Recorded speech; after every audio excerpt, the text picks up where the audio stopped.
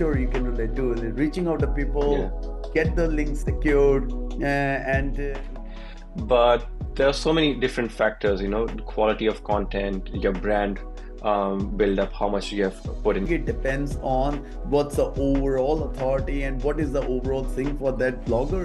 That you're gonna get a traffic back to their site. It's sometimes really very hard. Come up with a small budget that need Links on Forbes. thing But if the client is happy, we are happy to go ahead with that. and just hit the button and get. It's have revealed, especially the Google algo leak that came out, it has just been pointing out, how important backlinks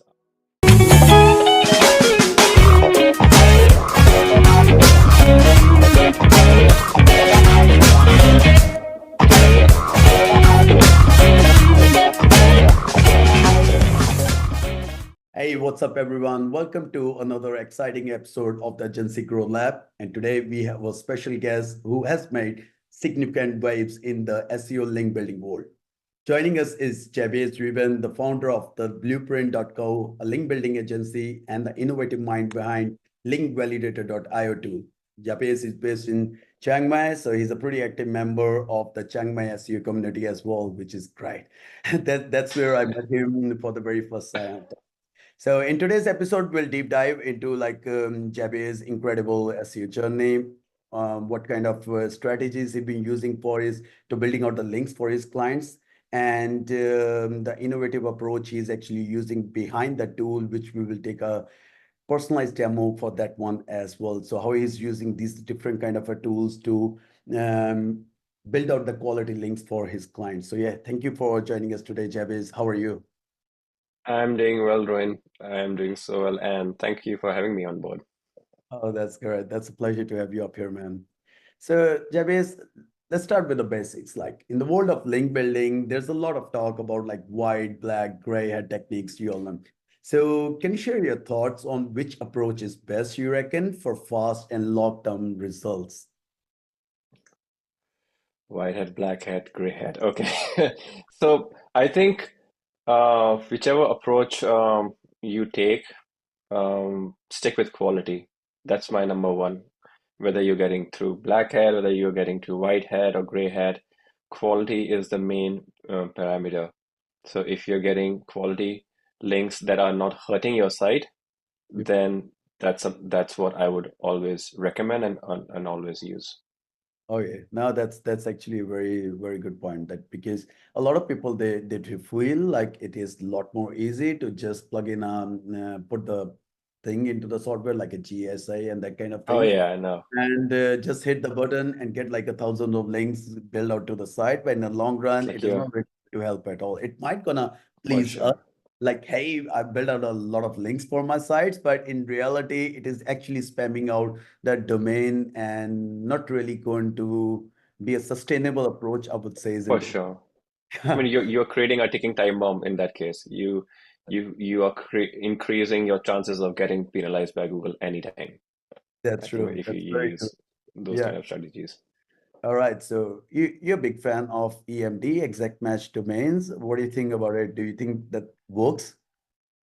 Works at least for now. And I mean, this is completely different from link building point of view. For in general, just for SEO point of view, EMDs are still working, but let's see how long that goes. You never know, you know. All right. So let's So say, Jabez, it's just a hypothetical scenario. Let's say there is a client being coming to you, and that client is kind of a knob in SEO, doesn't know much about it. And when you check his website is EMD, exact match domain. So what kind of anchor text profile would you be go after for that client to be in the safe manner? yes, so that's something that we are very particular about when clients come and they already have EMDs in their domain. And then on top of that, they are going very hard with the targeted anchors as well. So I think our after um, after the quality of links, the second thing that we should always look for is diversification of anchor profile. Let's say you have an EMD best chiropractor or something on those lines. now you're going with your anchor text also is best chiropractor in XYZ city. So that will create a clash because the more you use that and Google sooner or later catches that and can trigger a penalty where you're over optimizing your anchors. So in if you have an EMD, I would use a mix of URL anchors, a lot of miscellaneous anchors.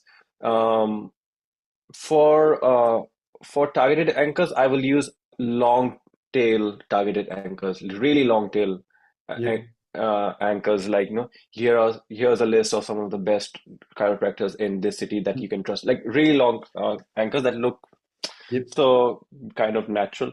So in for again coming back to your point, where if I have to build links for an EMD, then I will reduce my targeted anchors, use more URLs, more miscellaneous anchors. And if I have to use targeted anchors, I will use partial match or long tail partial and target mix. That's the kind Yeah. of mix I will Uh, go for. yeah, true. Because especially in today's SEO, the things been changing a lot very rapidly, and it's when it comes to EMD, I still believe EMD still works. Mm, I do have a lot of sites in the EMD, they just works great. And yeah, but the thing is, it's important to have a data-driven approach, I believe, like you said, to build out the link in a safe manner, like yeah. to diversify the entire link portfolio, even if it's not EMD. Do you Mm. still change any bit? I mean, like, let's say there is not EMD and the domain is a very fresh one. How do you actually go about it? What kind Then of text then we go after it? sure.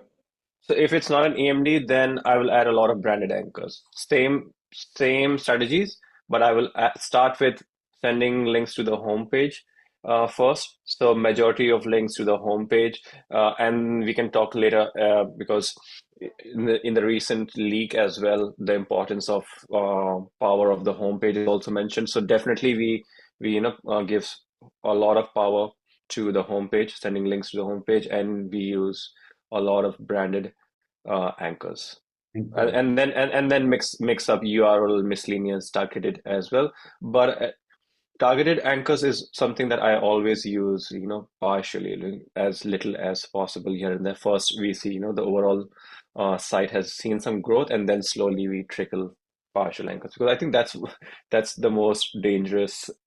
And necessarily, people can really over optimize and then get penalized. So you have to always be very careful when you're using targeted Yeah, anchors.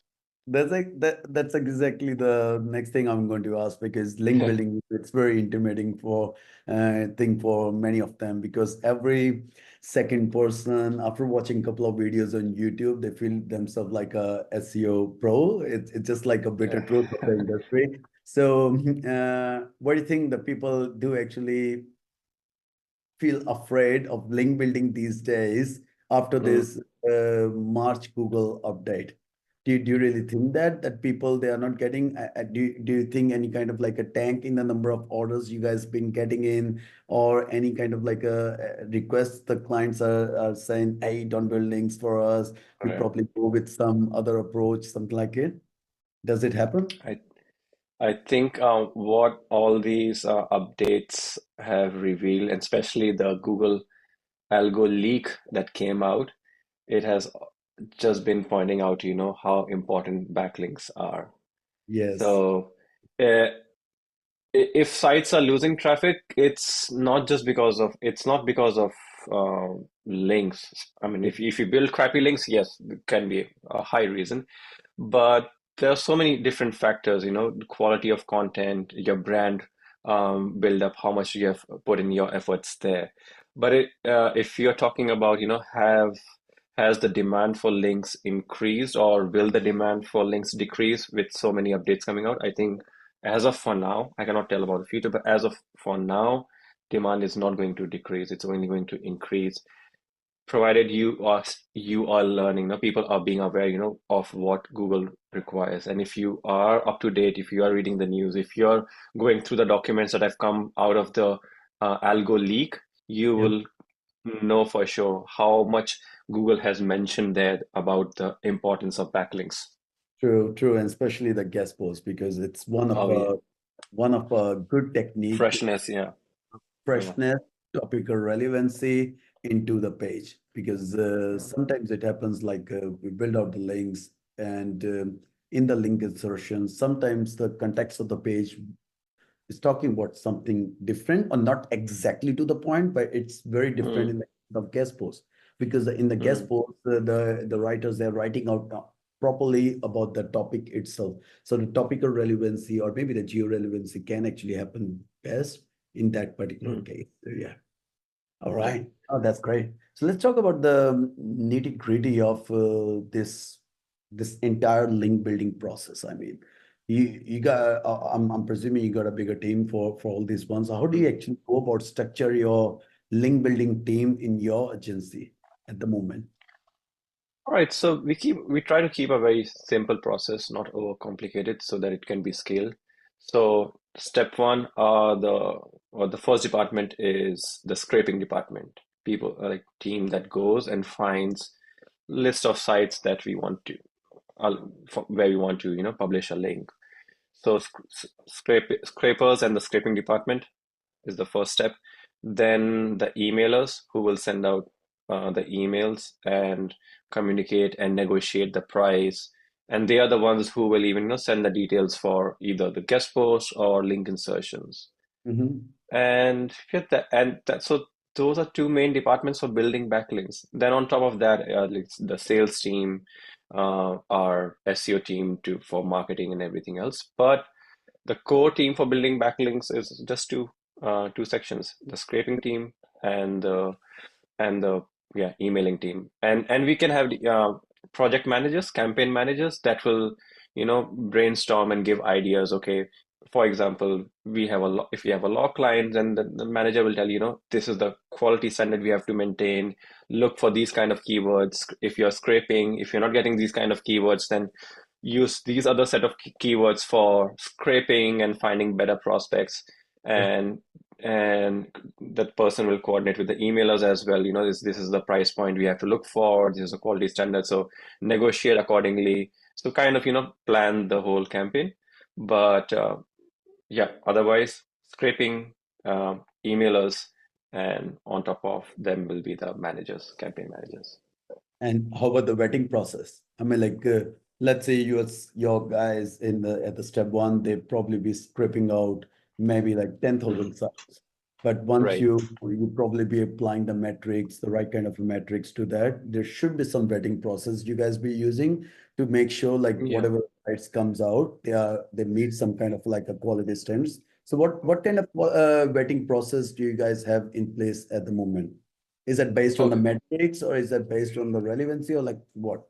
Yes. So uh, b- let's start with some basic standard checks, and then we apply the client's requirements. So for basic checks, we to start off with is DR filter, like based on DR, then the DR, then the traffic filter, AHS traffic filter. Mhm. Then we run our sites through. So using that, we scrape prospects. Then all the list of sites that we've found, we send them through Screaming Frog Yep. to filter out sites that have pages like write for us, advertise with us, free guest posts available, to Mhm. catch off uh, to filter off link farms. Mhm. So that helps us to remove a lot of crappy sites. So and then we start emailing them, and after that, after the emailing process is done, then we look for okay, this site has agreed for a link, but is the relevancy there? Then the emailers will check, okay, is it looking relevant for us? So then they will decide, okay, is if this is matching the topic of our client or not, right? Yep. So those are things we see. So Mhm. these are checks we keep from our end, and then clients from their end can sometimes give some requirements. For example, first of all they'll say, okay, my budget is only for DR 20 to 30 range site, so go with that. Then we get some custom requirements, like I only want 5,000 plus Mhm. traffic sites, there has to be that. Or I don't want too many outbound links in the article. So Mhm. different custom requirements um, that we can apply case by case for the client, and the more requirements they put in, the slower it can get to get those links. But if the client is happy, we are happy to go ahead with that with those requirements. So at your agency, like that, the blueprints dot is that you guys have got a fixed pricing kind of thing, or is that So depends on the number of links, then get the pricing, and then get it approved from no, get it approved from client? How does that yeah, work? right now we have for guest posts and link insertions, we have a fixed pricing based on the DR. So we have three ranges: DR 20 plus, 45 plus, 60 plus. Yep. All right. That's standard. Yep. Then a standard rate for our digital PR as well. And the third one we have is SaaS link building, SaaS and B2B link building. It's slow, time taking, hard to Yeah. take. It's a fixed price for that as well. DR 60 plus, DR 80 plus, and DR 90 plus slab. Takes longer, slower. So I think for now we've kept a standard price Yep. across all DR Yeah. ranges. Very few clients like we allow, like, and it's more of some friends who need very custom style of links. For them, we have to come up with a custom code, and mainly for clients that have some decent budget. Because if there's small budget and the requirements are very high, then it's very hard to then fit in, and justify. So we Yeah. we create custom pricing only for clients that can understand that it will require more time and effort and are willing to pay more.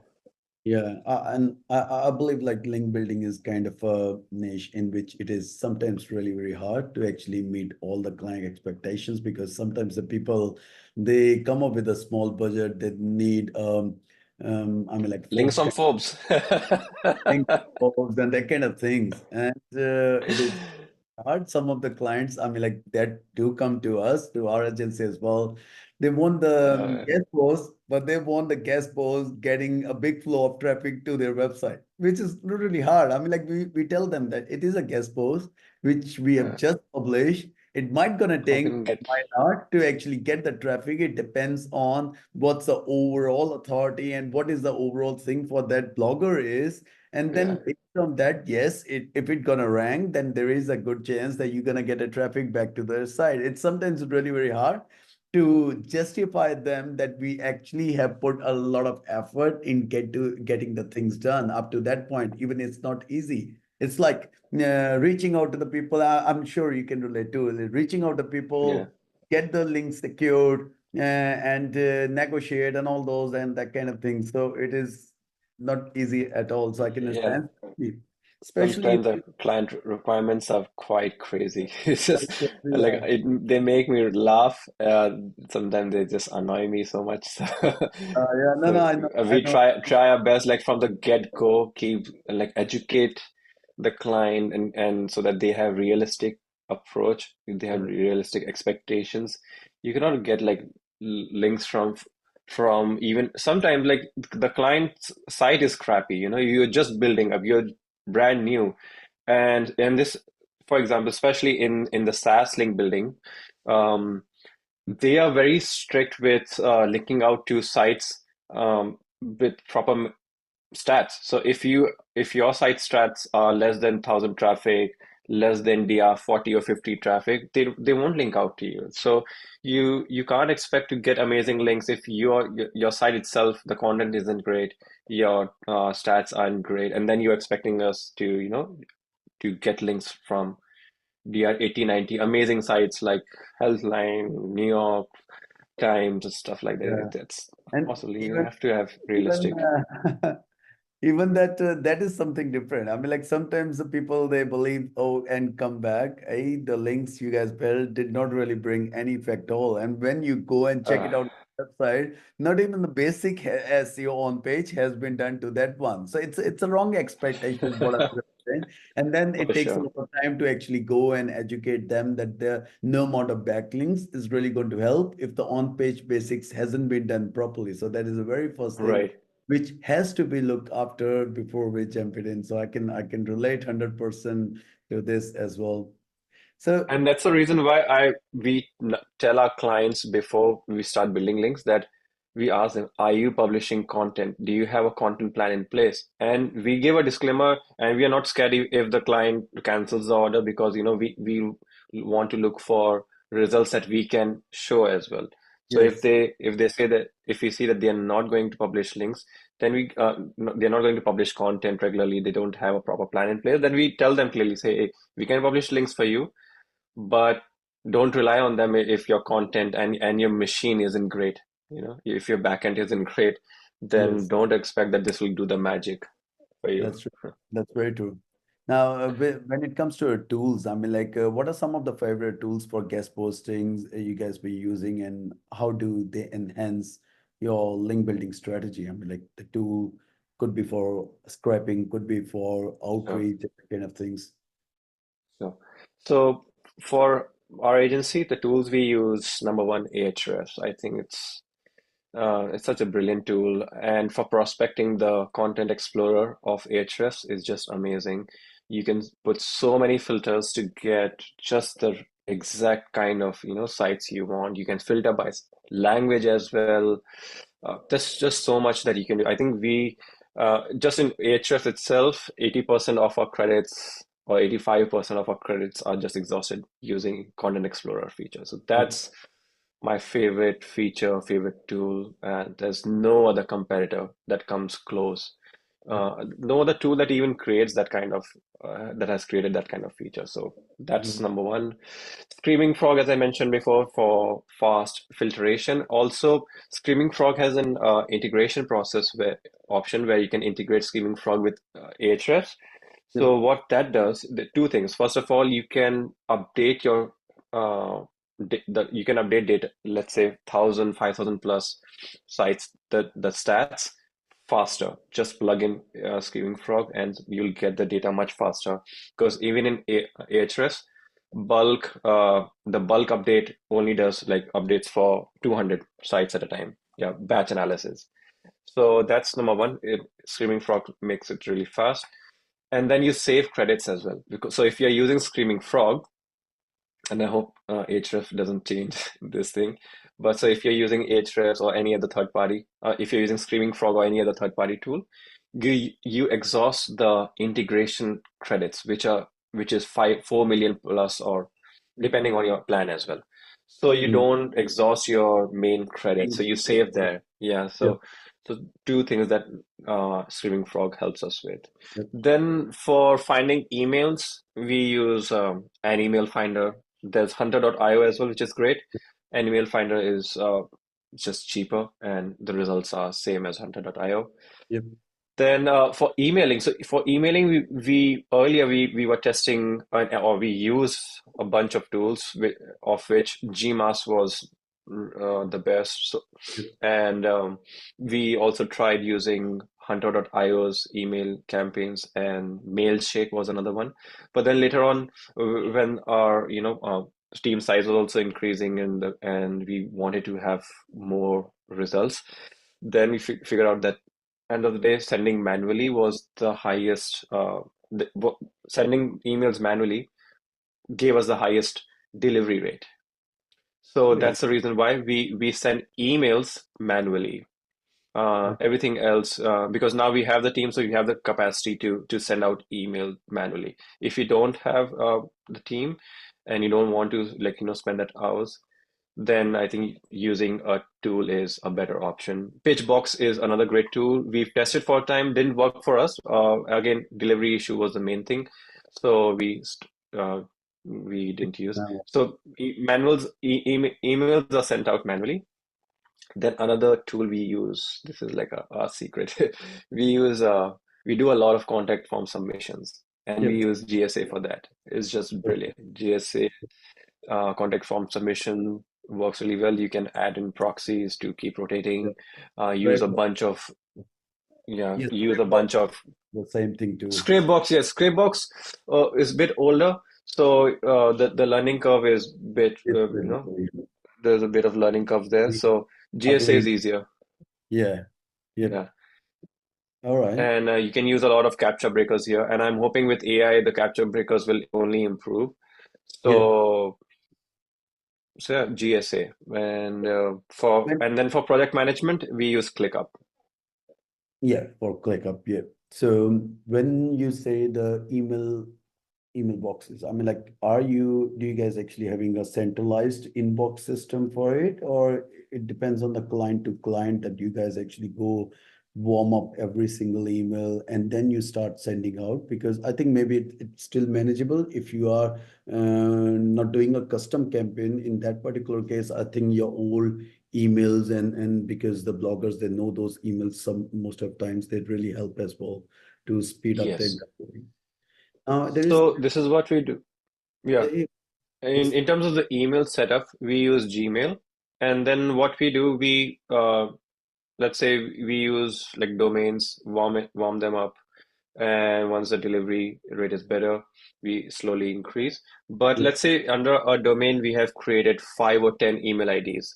yep, You can connect all those accounts and send all replies to one email account. and And so that's you can even reply from that one email account, and the replies will go under the same name. Not yes, yes, so because it's connected, so it has a feature that replies and receive everything. It just works like a centralized yep, account. So yeah. so we do that, and once we agree with create a partnership with a blogger, we then send them to uh, different email account so that we use for just contacting agreed bloggers. So that's what we do to reduce the work. There are two questions what I really want. When you say like write for us, weed out that kind of pages, is that Screaming Frog? Is that you guys do it like put every single domain to the entire crawl and then find out the right for us kind of a pages and then do it? Or is there some scalable process for that as well where you can just put it on like maybe 500 sites together and Yeah, using that's the what Screaming Frog does. You can put 10,000 as many and to list out. and you can tell them the right for us kind of a path, and So if you the can, yes. So you can put the filters, what kind of sites you want to list. So like, what kind of keywords you want to catch in a site or like pages you want to catch. It can be anything. Let's say you've created a database of 10,000 sites. Now you want to find which of these sites have a page related to casino or yeah, have a page related to CBD or trekking. You don't know. You just have 10,000 sites and you're not sure, okay, I have to otherwise check manually. So to do that, just put filters, and you can put as many filters, oh yeah, 10, 20, 30. So you put, let's say, casino, CBD, trekking, right for us. And then you upload your entire database on Screaming Frog. And what Screaming Frog will do, it will list out, okay, all the sites that have casino related articles, it will yeah, list in another folder. If all the sites that have right for us page, it will list out. All the yeah, sites that have CBD related articles, it will list out. So that's what we do. You can't do like one by one. If you do, it will take forever. So will that's take that's the forever. advantage of Screaming Frog. You just Yep, dump everything there, yep, and it will filter yep. out accordingly based on the filters you set. So it has capacity the feature to add your own feature, which is great. You just need the paid account for Screaming Frog. Could be Frog, yeah. No, that's actually a very good point, man. I never knew that. I've been doing link building Mm, for past 6 years, most of too, and we use different strategy for it. I mean, like mm, what we did, we prepared a centralized database, crawled all the sites, pull all the data, and then we mm, prepare a centralized data table, and then it's easy for us that we can add the different filters and all that, and we can find out the mm, right of an articles from it. But of mm, course, then you need to continuously manage that database as well, for anything. And moreover, the more the data gonna come up, the more heavy the database gonna mm, be in finding out the results too, for sure. That's something I'll definitely touch base with you. So mm, open rates, because I know, so there are two things what I've seen personally. I'm sure a lot of people who've been doing outreach, because for the people, for the big agencies, I know they're very busy into day-to-day stuff. They prefer to use quality vendors for it who can do that work and ease out their pain, but the Mm, people actually doing it themselves, there are two main problems they get it. The number one is the more the amount of links they've been building for their own projects or even for client projects, whatever, then it's the payments. Sending out the payment to every single blogger is not that easy. I mean, like they need to punch in every single day, need to go to the mm. PayPal and start sending out the payments, made a proper record keeping for that as well, that if the link has been paid or not. And obviously, the second thing is the open rate. So the email open Mm. rate with another thing. But let's talk about the PayPal part first. Is that something you guys have automated that particular pain point as well, or is still delegation? Like you gave it that task to someone delegated to do the payments and accounting thing on a daily basis. Yes, so we have um, so what we do first, we have a centralized sheet where all emailers, once they negotiate, they um, they have to get the PayPal invoice, Yep. because if you get the PayPal ID, it takes even longer Yep. to pay. So 90% of payments are done through PayPal invoices. Few will ask for, Payoneer, even that we, ask for a payment link Yep. invoice, and very, very few we try to, discourage bank transfers or wise payments. So yeah, we have a very centralized, very organized sheet that shows, okay, this is the campaign name, this is the target URL, this is the inserted link, this is the anchor text, this is the amount, PayPal, this was added here. So everything is listed on that. So every emailer running for different campaigns just keeps adding on the sheet. And then if there's something that needs to be done on top priority, like in the next 6 hours or 12 Mm, hours, they put mm, a marker on that. This is like top priority payment. The rest are added as, just regular payments that can be done in 24 hours or okay. 48 hours. And then we have a person who are dedicated, like Yeah. who's managing our Yeah. finances. The same person handles the PayPal payments. It comes, and within an hour, all payments are cleared. So Yeah. it's easier that way. And then if anyone wants transaction ID, anything, they just come back to the sheet. Everything is there, copy paste, and mention okay. Yep. So Now having that sheet, that process is easier. it's So easier. Yep. yeah. Now that's good to have a strategy in place. And email open rates, because these are very few final questions. I really point that um how how do you guys make sure that the emails do get open and have a good open rate? Is it something to do with the email body? Is it something you fix those subject lines? Sometimes even the Mm, small lines, like they work really great. for sure. Yeah. Absolutely. So before you talk about, open rates, we have to, solve the delivery rate. Yep. So, so do the general thing of, email warm up, install all your certificates, DKIM, DMARC, SPF, everything else. Go slow with increasing, especially fresh domains, go Mhm. slow in the number of counts. Mhm. Subscribe to a lot of newsletters, do job posting, so you get a lot of inbound emails. Like the common thing that you do for warming up is increase the inbound ratio opposed to outbound ratio. Then you get to one more step is there are a lot of free spam word filter tools. You can just Google, spam word filters. So in your email body, that email template that you've created, just copy paste in those spam word filters, and then it will highlight, these are words that you should avoid in your email body. Otherwise, it will increase chances of getting caught in spam.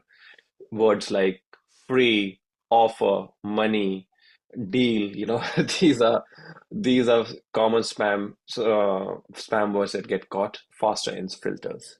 Yep. One more secret is the ratio of commercial content versus non-commercial content. So non-commercial content needs to be higher compared to your commercial content. So to do Mhm. that, what you can do is have a really long footer. So if Mhm. you must have seen in emails from banks and Yes. all, where below the signature they add, this is the confidential email, and we don't Yep. publish don't print this email unless it's very important. So look for those emails, take ideas from there, and have a very long, footer. So the first put in all effort to increase delivery rate in the inbox, not in the promotional Yep. boxes. Then to increase the the open rate, we'll talk reply rate later on. Or to increase the open rate, first of all, the personas that you're creating, the email IDs that you're creating, that has to be thought through as well. So starting with the photos that you create, don't just Mm, go with, free photos from Google or Unsplash. Look mm, for unique photos that just look, mm. odd. Doesn't look Yep. like straight up this is a stock photo. It's like 80% of the time you can see this is a stock photo. Mhm. So look for and if you can quickly edit now with so many AI tools, you can quickly edit and make it look like a real, Mhm. because real profile photos are not high class. They're just your front selfie is Yep. taken, something like that. Or take a black and white photo. Just look Yep. something that looks, Real. odd. Yeah, looks real or looks like low quality. Yep. That's real. High Yep. quality is just, straight up stock photo. So Yeah. something that's low quality or something that looks real. So photos. Then the names. So something that you do with the names. Please get over John. Something that I used to see a lot earlier. Like And people like they were using a lot of half of the players' world name from actually. what was The that? half of the SEO world, or maybe the world, is with the name of John or Peter, I guess. So Yes, and then I also came across names of Australian cricket teams like David Warner or Matthew Wade. I was like, come on, man. any, anyone can go and pick it up, but yeah, that's true. I can. Yeah. So, so what we do, and I hope people don't abuse this a lot, look for very odd, unique names, Yep. like look for like just odd complete African names or Portuguese name. What are some common names there? And, like surnames also there, like names that look odd. So, because Yep. that will get your first attention, the receiver's attention, Yep. the photo and the name. Oh, what's his name? Mm. Peter, John, Paul. They are not getting the open rates, so it Yep. has to Yep. be a unique name. Then your subject line. The subject line is very critical. Add in humor, add in uh, a bit more effort to have a very quirky, humorous subject line, and we cover a lot in our link building course as well. Just the focus on creating catchy subject lines, Yeah. and then comes your email, because Email I think quality. for, these are the first three things that will make a receiver open Yep. even before the template, the name, the photo, and the subject line. This is what is going to make them open. So add in the date also. Sometimes you add the date. Okay, hey, whatever you've written, and then add today's date to it. Don't go for all capital. Use sometimes low character, um, lower characters as well. So be very creative with your subject lines. Sometimes the people they're very honest. They just simply put it down like, "Can we guest post on your website?" They Uh-huh. get right to the point, and they A yeah, lot they're of people nowadays just put in filters where if they are getting any email that has guest post or pen- or yeah, article, it gets filtered out and it goes to their spam. spam. So Yeah, you need, I would say I would avoid using these words as much as possible so I can land in their inbox. yeah, Then comes the so body. this is the part for open rate. Then comes the body, which is your part for response rate. So Yeah, again, the look for humor. We try to add a lot of humor at the same time, stick to the point of getting the business done as well. So opening should be creative.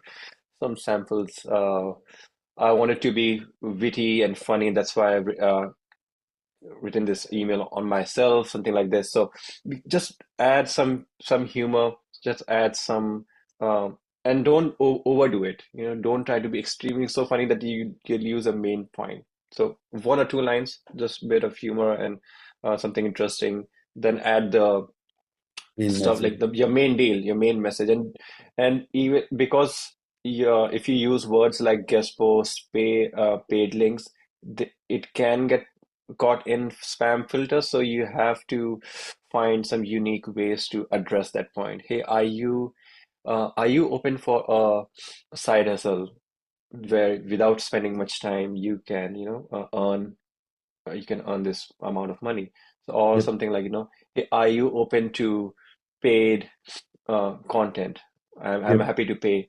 I'm happy to pay. So when you say paid content, you are avoiding the word guest post. Yep. So Yep. here are you open to paid content written as per your criteria, written as per SEO standards to Yep. boost the rankings as well. So Yep. write it in a creative way, and then Right. Yep.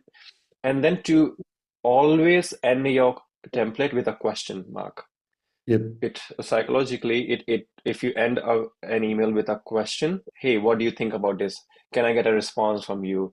Is this Mhm. sound like a good deal to you? That Yep. just prompts the reader to reply. Yep. So Yep. try to stick with one or two maximum questions in the entire email. Even better, just one question, and that too at the end.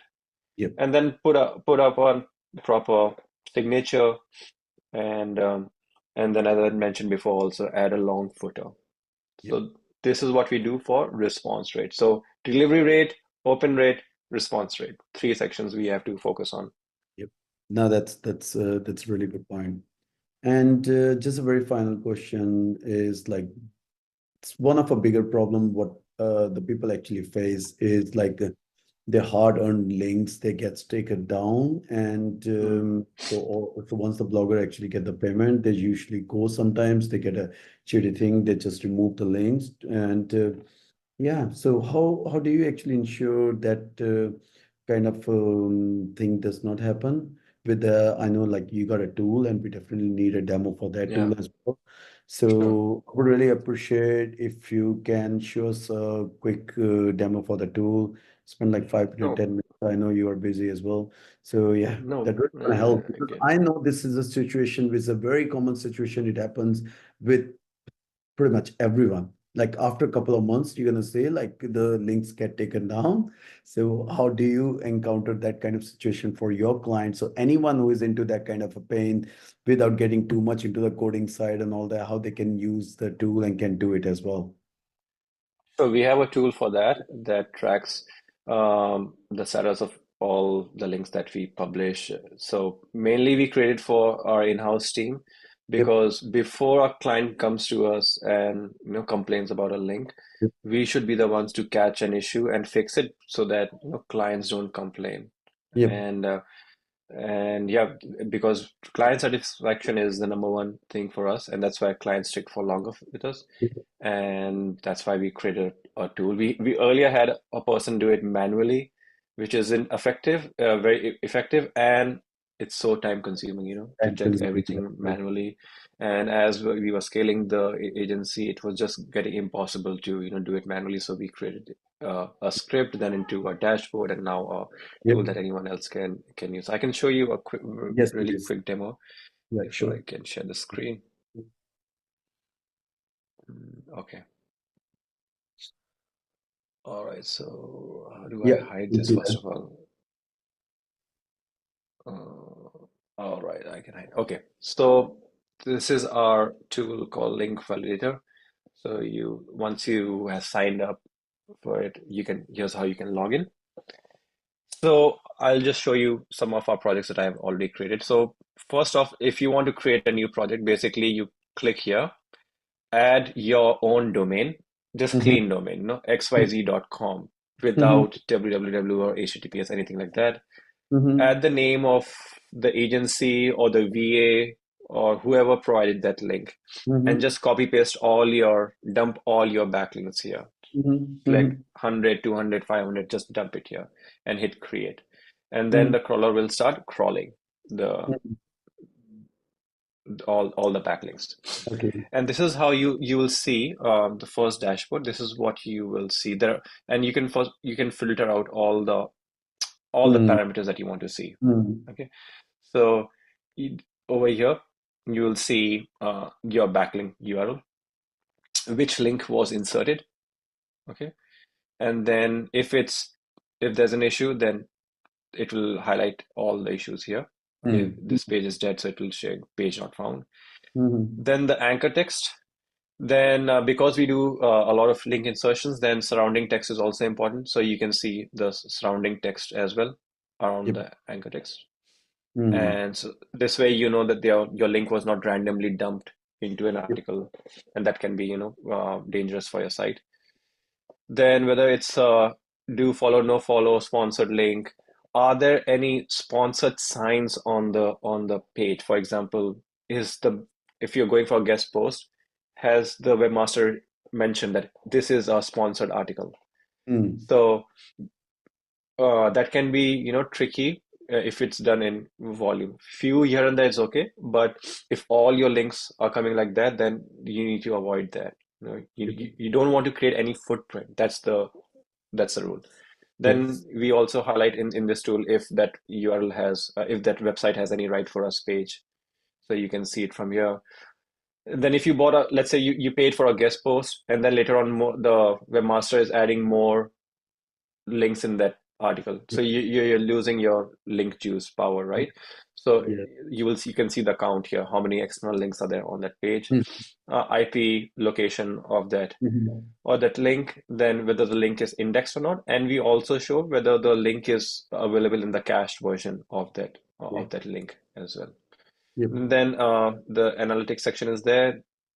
I like the critical issues section as well, where we list out in a like the users can see a quick view of issues that need to be addressed earlier. So if all the not indexed links are segmented here, links that are not found are segmented on one side, then anything that has right for us page or anything that is marked as no follow, they are just segregated in this section, so users can have a quick view of the results.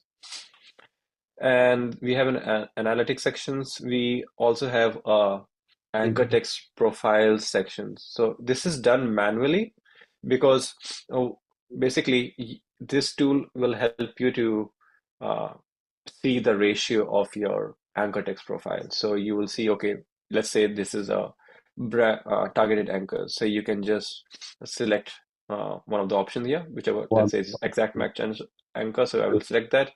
And then accordingly, I will assign the category for each anchor text, and the chart will get updated on its own. Because different SEOs have different wording for their anchors. So we let this process be done manually for now. Later on, maybe with AI's help, we can get this done on its own. As of now, it's a manual process, but it's still helpful. So you can assign your VA can assign, and you can see, okay, I have 20% partial match or X amount of exact match. So my future link building plans I can make out accordingly.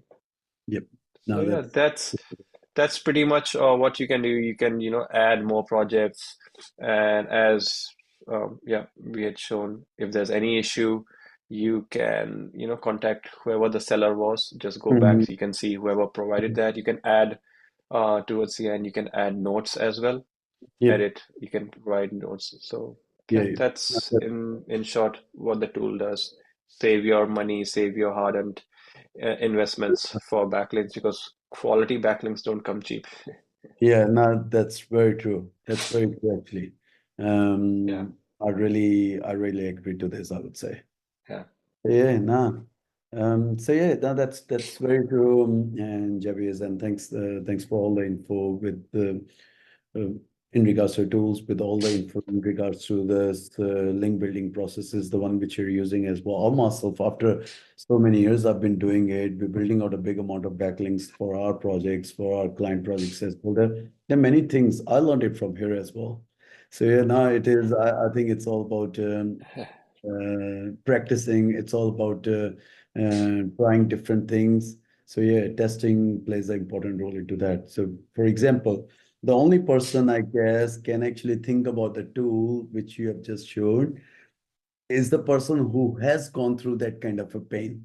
Otherwise, they won't get an idea. You know what I mean? Like for us, Right. show you off screen that the tool which we are using to manage all the things, because we know like there is a lot of pain that comes through, and we cannot really Yeah, get the money to go into the mind. I mean, like if you're not really taking any initiative, because how much work we're gonna right. do it manually? It is not possible to do the things Yeah, manually.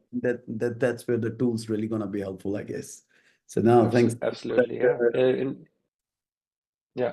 I mean, as you said, people who have gone through the pain, and we are also trying to, make other clients and also just SEOs we meet, make them aware, that it's not that once you publish a link, it's going to be just safe for forever. You need to Yeah. track that, and as I said, links are getting more expensive. Quality Mm. links are getting more expensive because crappy sites are dying. So you have to get Exactly. links from quality sites, and quality sites charge a lot of money. Yes. So you need to play it smart. You have to, budget your, investments properly and make sure that they don't go, you don't lose out on your investments. True, true, true. No, thanks for that, Jabez. I really appreciate the time you taken and come to this podcast and sharing all this knowledge and this wisdom with the people, with the audience who are going to be watching this one. So yeah, and the people, if they want to know more about you, are you available on LinkedIn? And definitely, I'm going to put it Yeah, on your LinkedIn, easy. link. These days, I'm getting more active on LinkedIn. So LinkedIn is easy.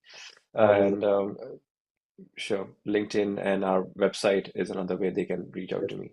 Yeah, I'll figure all those all that information with the tool link of there in that as well. So yeah, now that's it about it. But yeah, thanks once again, Chavez. Thank you. Thank you, Rohan, for having me. Bye bye.